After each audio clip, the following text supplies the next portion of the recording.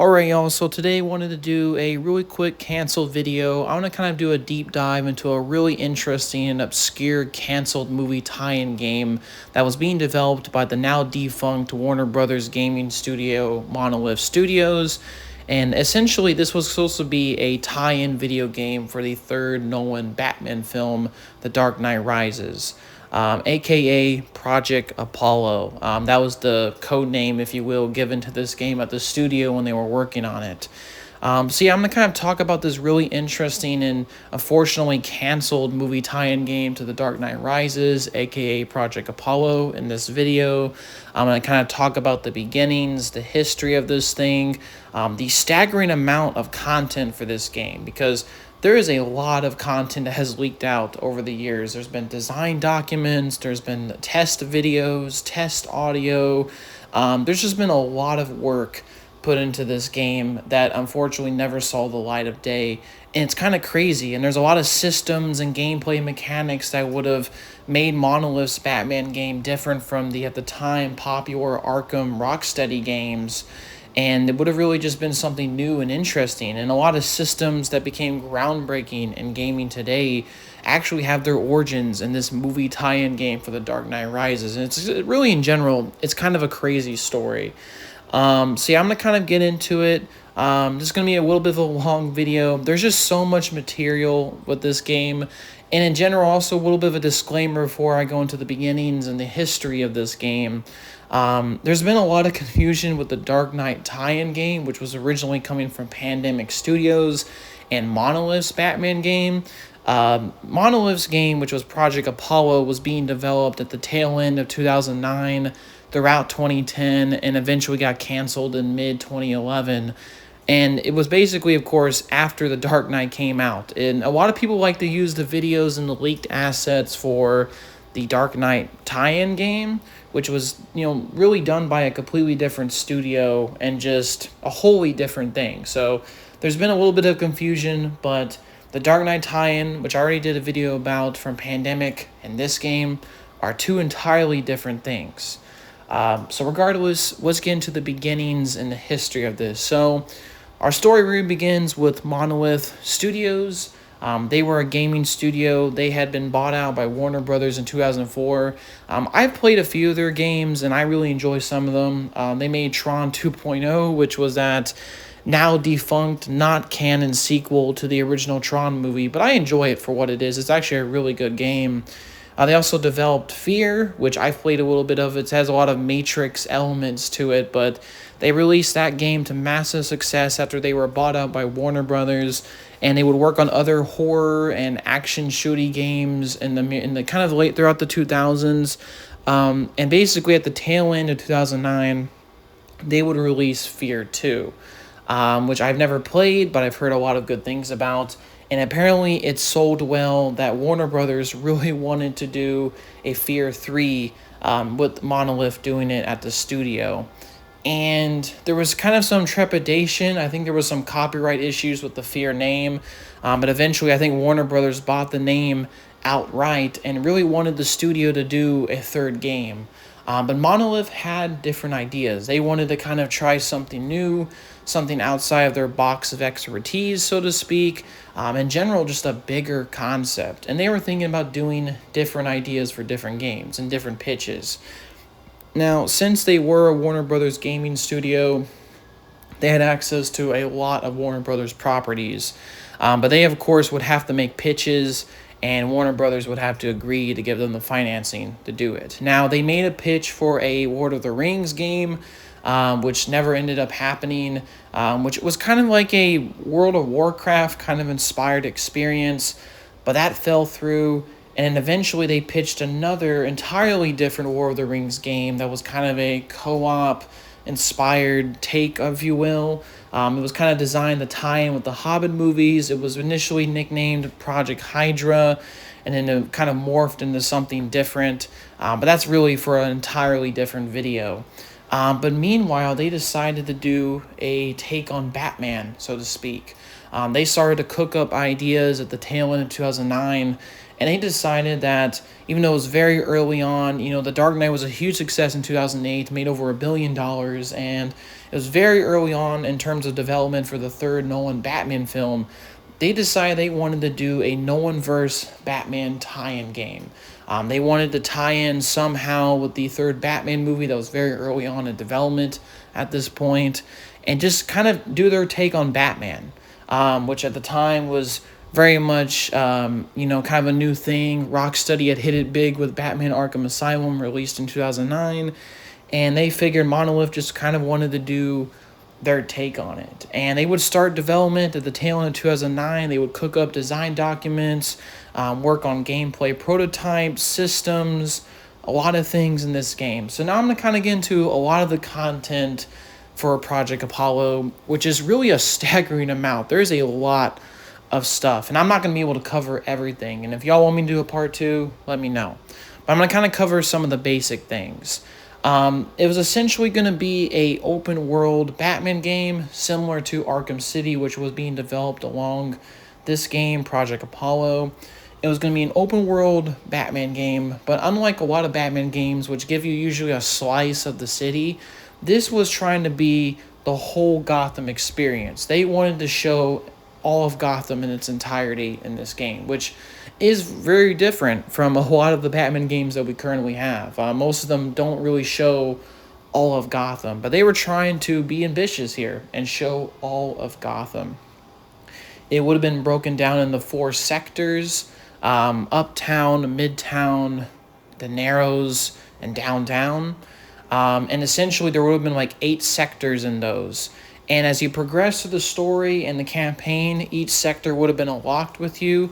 There would have been a corresponding story mission and villains and a whole set of side missions attached to each sector, so to speak. But you would have, like I said, unlocked a lot of these as you progressed through the main campaign. Batman was going to be in third. It was not going to be a first-person game. It was going to be similar to the Rocksteady games in third person. You would have been able to walk around. You would have been able to glide off buildings and skyscrapers. I guess if you had to compare it, it would have been similar to something like Arkham Knight. There would have been gliding mechanics. Batman would have been able to glide across, kind of rooftops and skyscrapers and such, even leap down on enemies. Now, in terms of the enemies, the city would have been populated by tons of thugs, and there's a story reason why in the game, similar to like Arkham City or something, where like essentially there would have been a whole system put in place, which is essentially the early version of the Nemesis system that would eventually be formed for Shadow of Mordor. But it wasn't, I don't think, called that for Project Apollo. But essentially it would have been a bunch of randomly generated NPCs and enemies. You would have been fighting tons of thugs that would have belonged to different members and gangs and corresponding villains in the Batman universe. But it would have been, of course, incorporating the elements of the Nemesis system. So enemies would have remembered you. If you defeated one of them, they would have came back stronger. Or if they would have defeated you, they would have been injured. And there would have been if they beat you, they would have been dynamically increased in terms of rank and recruitment of thugs. So, like, their rank would have been upgraded in this sort of hierarchy. My only assumption is, I'm not exactly sure how this would have worked, but it would have been like a mob, like crime, gang kind of progression system. So like you would have been a low-level rookie, and then he beats you once, then he would have been like a lieutenant. I'm just assuming things, but it would have been probably similar to the system that we saw with the orcs in Shadow of Mordor. But like I said, if this game got greenlit, Shadow of Mordor most likely would have not happened, at least in the way that we all thought it would be with the orcs, most likely. So that system was being developed for this game. There also would have been many ways of traversal. There also would have been stealth mechanics, different types of missions. You would have had a bat computer kind of thing. They wanted to have HUD elements and stuff like that completely basically thrown down to the bare essentials for the Monolith Batman game, because they wanted to increase the scale of immersion, so to speak. And essentially, HUD elements would have been drastically decreased, but you would have had like a bat computer element, I guess like a menu kind of sorts, where you would have been able to upgrade your character, Batman, access your missions, plot waypoints, all that good stuff that comes with a lot of open world games. Now, Batman's appearance in this game. Obviously, this was going to be a Dark Knight Rises tie-in experience, so Batman would have had his suit from the 2008 movie. That being said, though, there's a lot of really interesting things. You would have been able to upgrade the gadgets, which you would have had a grapple hook, batarangs, smoke bombs. You would have had a lot of tools in your gadgets, but there would have been a limited amount of space and slots for you to equip them. But you also would have had a whole upgrade tree using that Bat computer military kind of interface to upgrade everything. And this also includes for Batman. Batman would have been able to be upgraded in this game. He would have fought through various martial arts styles, so like karate and stuff. And there's like screenshots and videos online showing most of the stuff that I'm talking about here. But you would have been able to upgrade Batman in this game, which is really cool. Another really cool and interesting detail as well is if you've been able to upgrade his gear throughout the entire game, the appearance of his suit would have changed as well a bit. So you would have had more gadgets, maybe more wear and tear, something that I don't think I ever really saw with the Batman Arkham games. I think maybe Arkham City had that, but I can't remember. It's really crazy though and pretty damn cool. But yeah, in terms of traversal, you would have had the tumbler from the Nolan movies here. This was fully built out. Also, the model of Batman and the portions of Gotham City were also fully built and look mostly complete from all the footage and leak that we basically all the leaks that we've been able to find show it mostly complete. It's actually kind of crazy that they put so much development into essentially was a very elaborate pitch, if you will, for this game. There's just a lot of surprising amount of detail and how far they got with this game, actually. It's really, really crazy. But like I said, the tumbler was going to be in the game, was going to be a pretty big thing. This, of course, would have been entirely different from what Rocksteady was doing with Arkham City if this game came out. You would have been able to drive it. It was fully completed and model work was done for it. It's kind of unclear whether you would have been able to use this all the time in the city to traverse, or it just would have been for racing sections. Because there is footage of the tumbler in action for like what I'm assuming is kind of like racing sections and racing missions of the game. They look mostly complete, but there are some like texture issues and graphical errors, and you can tell it's not complete, but it looks pretty far along. But yeah, it's kind of unclear. There also was apparently mentions of the Bat Pod. I don't think I've seen anything, but there might be some documents talking more about that. In terms of the type of missions, many developers who spoke about this pitch essentially likened it to a Insomniac's Spider-Man. So it would have been a giant open world, and there would have been tons of different types of missions. There would have been the story missions, of course, but there also would have been stealth and combat missions. You would have been able to kind of attack gang strongholds and disrupt enemies, take down enemies, even interrogate enemies as well, which would have been really cool. There also would have been racing sections and missions kind of along those lines. So really cool stuff, and there was a lot of things to do in this game. Now, to talk a little bit about the combat system, it was not really quite like the Arkham games, even though the combat system in that game is fantastic. This game was going to be something new and kind of try a different approach. People have described the influence with the combat system similar to something like Splinter Cell or even Batman Begins, that weird movie tie-in game that came out for that movie. But in the design documents, they mentioned they wanted to make it like God of War. So they want to have this really hard-hitting combat style with really brutal takedowns, if you will. And we see a little bit of that in some of the very few images and footage of combat in this game. I would say that it's partially inspired by the Arkham stuff. You can still glide down, hit thugs, but there's the combat system was just a bit different. And it's kind of crazy that if you look at some of the design documents, the game even has controller button prompts that lay out what they wanted to do with the combat system. I also forgot to mention as well the systems this was going to be releasing on. They mentioned the design documents.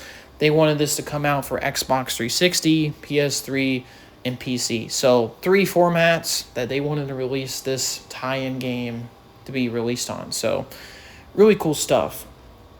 Now, I also want to talk a little bit about the stealth sections. Now, the stealth sections are really where this version of the game and Rocksteady's games take a pretty drastic difference, because stealth would have been incorporated entirely different in this. Now, There would have been a detective mode visor, if you will, in this game, just like the Arkham games.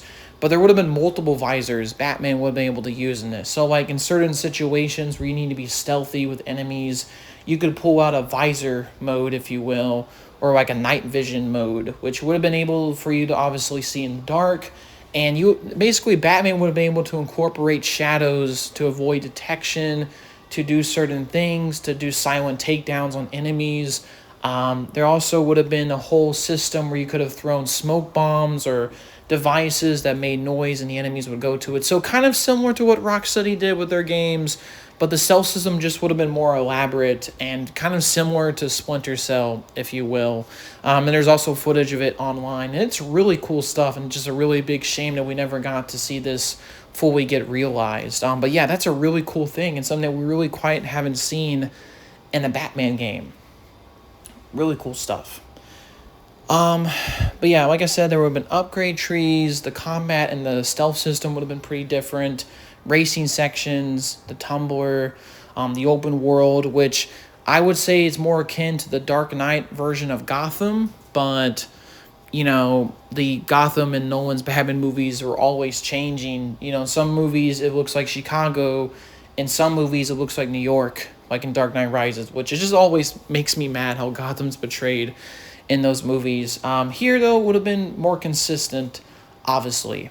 Now, in terms of the actual story, like I mentioned earlier, this was pitched as a tie-in for The Dark Knight Rises. Now, I'm not really sure if Monolith was super in the know for the script details and story, and like I said, this was overall an elaborate pitch, but the story is pretty well fleshed out, and I guess you can describe it as it's kind of a tie-in to The Dark Knight Rises, but it's really kind of like an alternate Batman Nolan 3, you know, if that makes any kind of sense. Like, it would have been like a sort of different take on the sequel to The Dark Knight. Essentially, the game would have had a crazy opening chase sequence with Bane, who is the overall villain in this, similar to The Dark Knight Rises.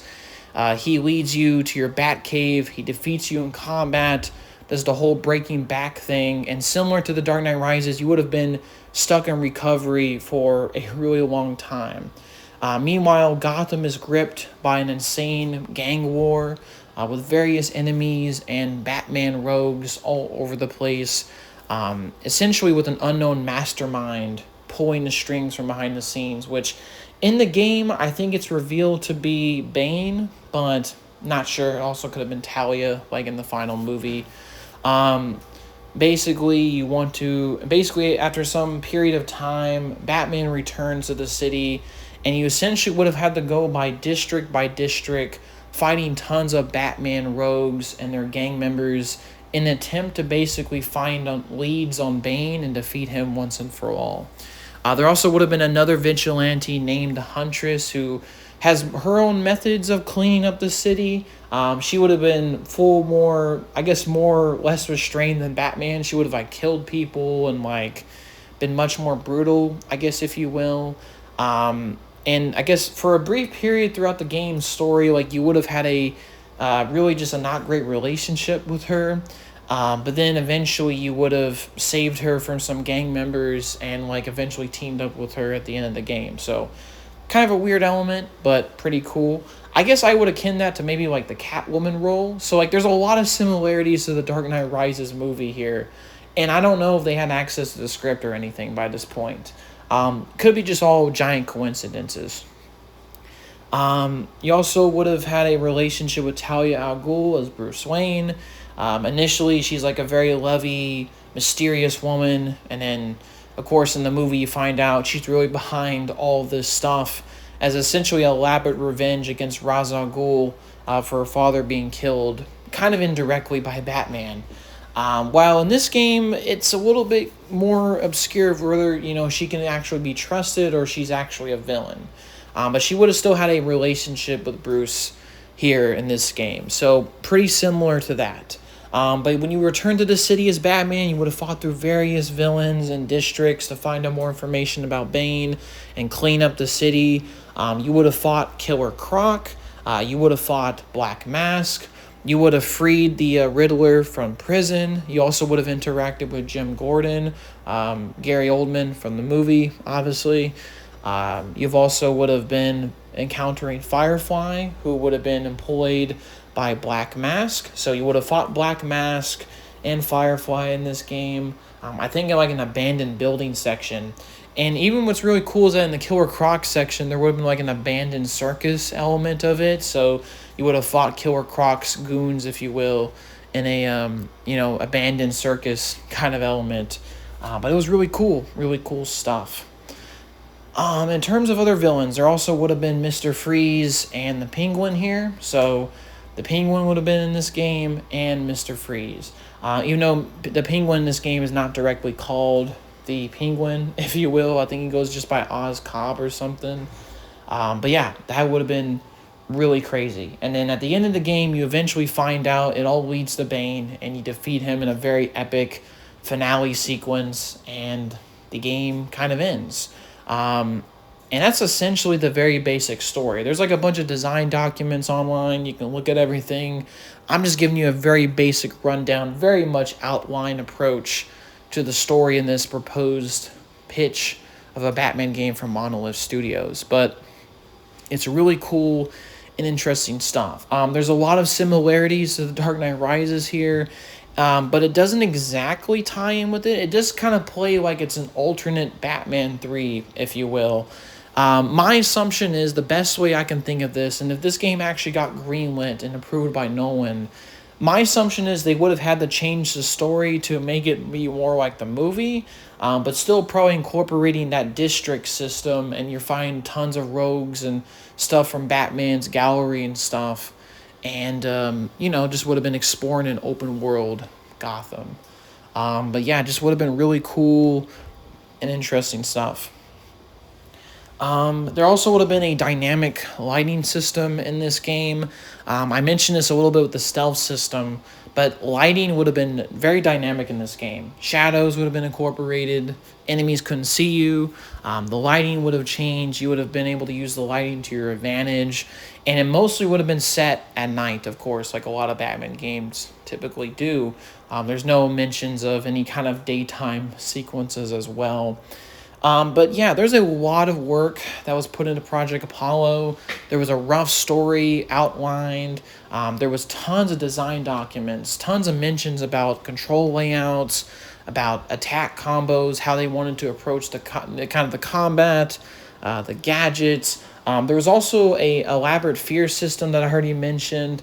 There was a stealth system, a early version of the Nemesis system with enemies in the game would have been there. There's also just tons of prototype footage. I mean, there's like some really interesting ones of Batman fighting some thugs in an office space.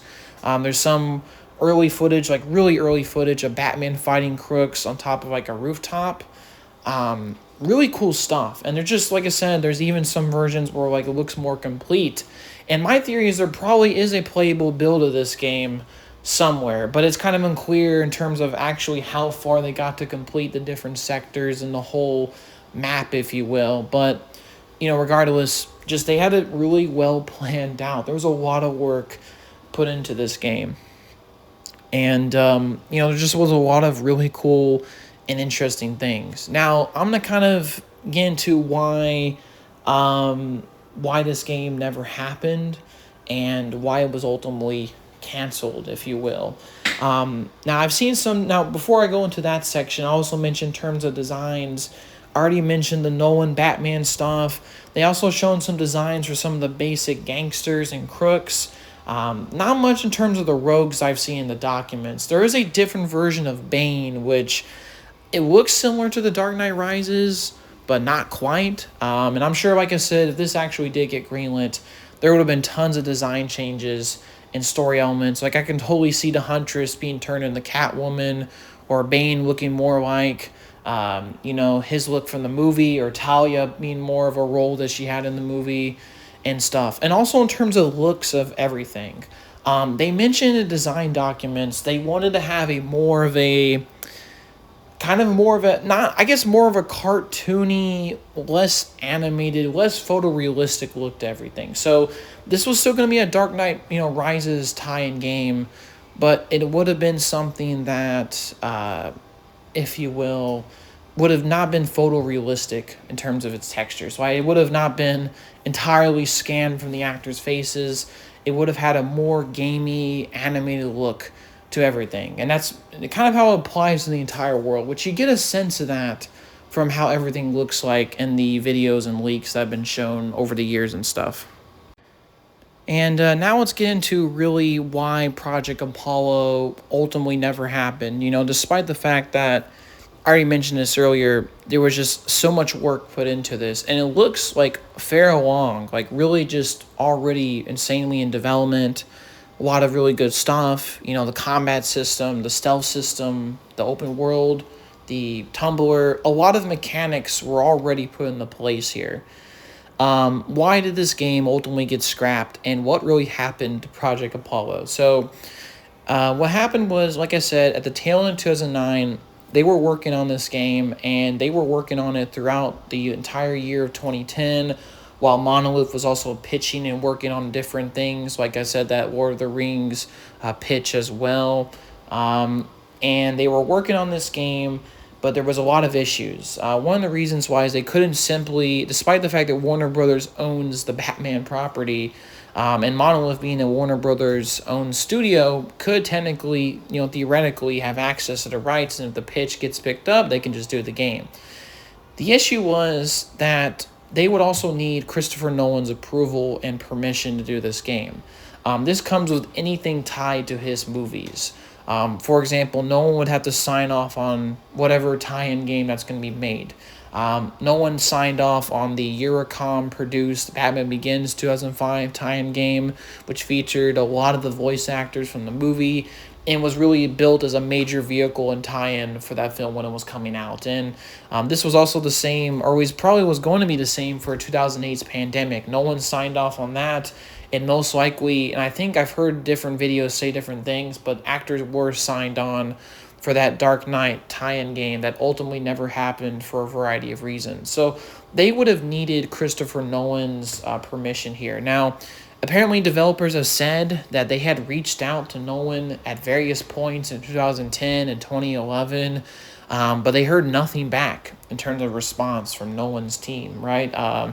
No one never sat down with Monolith or had a phone call or anything like that.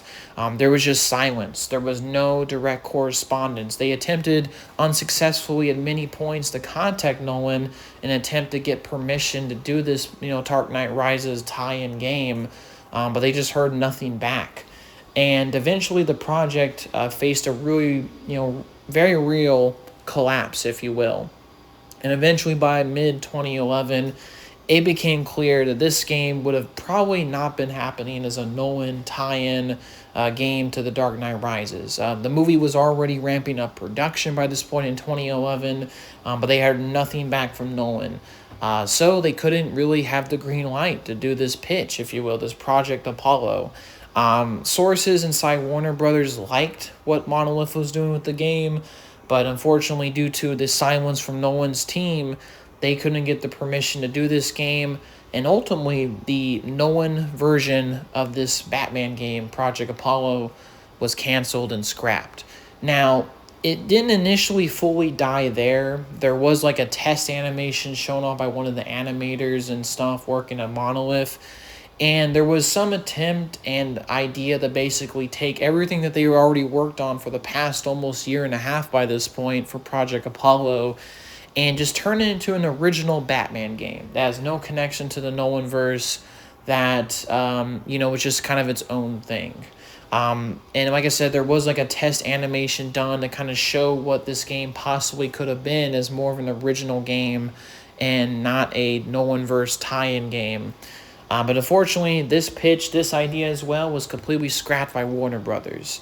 The reason why was because they didn't want to have two competing original Batman games happening at the same time. The Arkhamverse, the Batman Arkham games from Rocksteady were still going strong. They had just released Arkham City in 2011, and Warner Brothers didn't want to have two competing original Batman games. They felt like that market was already being taken up. So really, the only way this game could have realistically happened as a Nolanverse tie-in game. It would have not happened as an original Batman game. And unfortunately, that was the death knell of Project Apollo. They didn't get the green light from Nolan to do the game, and they didn't get the green light to make it an original Batman game. So unfortunately, Project Apollo died by mid 2011 completely. Now, it wasn't for all lost, so to speak. Like, it wasn't like everything they did for the game was scrapped. There were certain elements and ideas and concepts that would eventually make their way into other Monolith and even Arkham Rocksteady games in the future. And I'm also going to kind of get into why maybe Nolan never gave the permission to do this. But back to the Aftermath section. After the abandonment of Project Apollo, Monolith still continued on pitching possible Tolkien-inspired War of the Rings games. Like I said, they already had pitched that co-op experience, and by 2013, that was shot down. But they revamped their concept. They made their protagonist a ranger, and eventually and they also decided to make the game similar to their open world Batman concept, and that eventually became 2014's Shadow of Mordor, which was the game that came out to tie in weirdly with the third Hobbit film, that I've played a little bit of, and I think it's a fantastic game. And many systems and ideas and concepts from Project Apollo went into Shadow of Mordor. For example, like I said before, the Nemesis system that had its origins with Project Apollo here was revamped and brought into Shadow of Mordor, becoming the very famous gameplay element of that game, albeit stupidly copyrighted by Warner Brothers so that no other game studio can do their own version of the Nemesis system, which I think is like one of the stupidest things ever to happen in gaming. That's like you're trying to copyright like the ability for your character to jump in the video game. That's like so stupid. Like, it shouldn't be copyright. You can't just copyright gameplay mechanics like that, but it is what it is. But yeah, the gameplay mechanics, the Nemesis system was carried over from Project Apollo. A lot of the combat system and stealth mechanics were carried over to Shadow of Mordor. And even like an early prototype, like really early versions of Shadow of Mordor, they used a placeholder for the Ranger for the Batman skin holding a sword, which is just frankly hilarious. And a lot of developers have said the same, right? Project Apollo was really just, they took a lot of elements and stuff, and it really got, of course, been used in Shadow of Mordor, which I'm not complaining. It's also a really, really good game. And, you know, a lot of mechanics as well that Monolith had been cooking up, like I said, ended up in Shadow of Mordor, but also some of it, in some weird ways, made it into Arkham Knight, which was the final Rocksteady Batman-inspired game in their series. So that's been a kind of really interesting deviation right there. Now we're going to talk about why no one maybe didn't give the permission or the green light to do this game. And while there's not really any direct sources, and I'm going to be honest with you, I'm not even sure if like we got the full story here. But my opinion is, and a lot of other YouTubers have said the same, no one just probably had a huge indifference to movie tie-in games in general. He had signed off on the Batman Begins game. That game came out in 2005, and it had a lot of mixed reviews. It didn't really sell like incredibly well. I've played it. It's been, frankly, years. I didn't think it was a horrible game, but just a very average movie tie-in game. And then he signed off on the Pandemic game, and that game got canceled due to a variety of mismanagement issues and technical issues.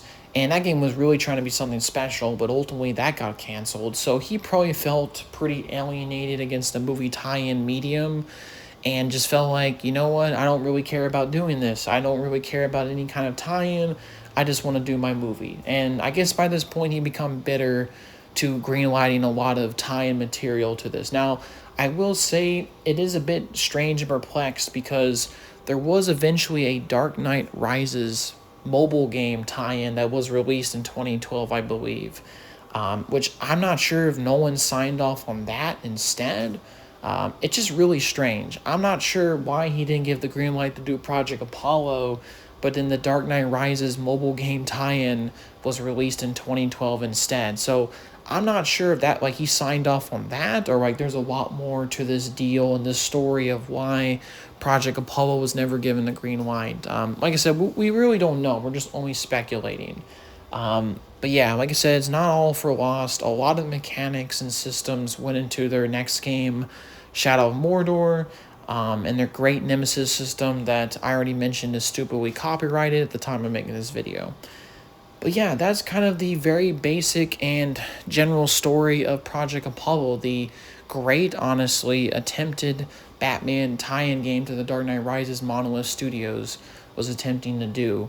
Now I'm going to kind of give you my overall opinions on this game, the overall thoughts on Project Apollo.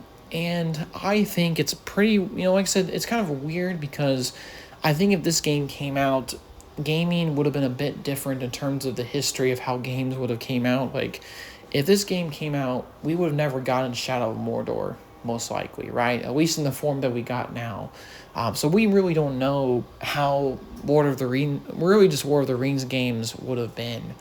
But I think, honestly, I really enjoy Shadow of Mordor, but I wouldn't have mind to see this game. I think it would have been pretty cool to see it get made. It would have been a different take on a open world Batman game from a major studio. It definitely would have been over, at least, a slightly more ambitious movie tie-in game compared to a lot of other really crappy movie tie-in games. They were trying a lot of new things here, especially with the stealth mechanics and the open world concepts and the fact that they wanted to do a fully realized huge Gotham City, which I think is such a shame that to this day there's never been an open world Batman game been able to accomplish that. Realistically, I'm not sure if this game would have been able to accomplish everything that it set out to do in the design docs in that time frame that kind of released in 2012. So I have to have to be honest with you. Even though the design docs say that they want an open world Gotham, you got to manage your expectations a little bit more realistically. But I think this game would have been pretty cool if it came out. And I think it's actually a bit of a shame we never got to see this, especially considering the fact that compared to a lot of other cancel games that I have seen over the years, this game looks pretty far along. Like, there's gameplay of it, there's mechanics put in, there's elaborate systems for upgrades put in. Like, there was a lot of work. And there was even, I even forgot to mention this, but there's even brief missions that are seen in the gameplay as well put in. Like, there was kind of a mission to save this daughter from a deceased mob boss that got killed by criminals. And again, basically, you were kind of an investigator like Batman usually is. You've been able to investigate how he got murdered and stuff. And there's just a lot of work that was put into this. And it's kind of crazy that at the end of the day, none of this ever happened. It just got quickly scrapped. And like I said, certain ideas and concepts made it to eventual games, but I just find it crazy all this got scrapped. And I kind of wish it came out, but I do understand at the end of the day why it didn't happen. It's kind of strange that no one never gave the permission to do this. Like, there's even bigger reasons why the Dark Knight tie-in game never happened from Pandemic, but here it's like the opposite thing. It's really strange that none of it happened here. But yeah, that's my thoughts on Project Apollo. Hopefully you have a good day, and peace, y'all.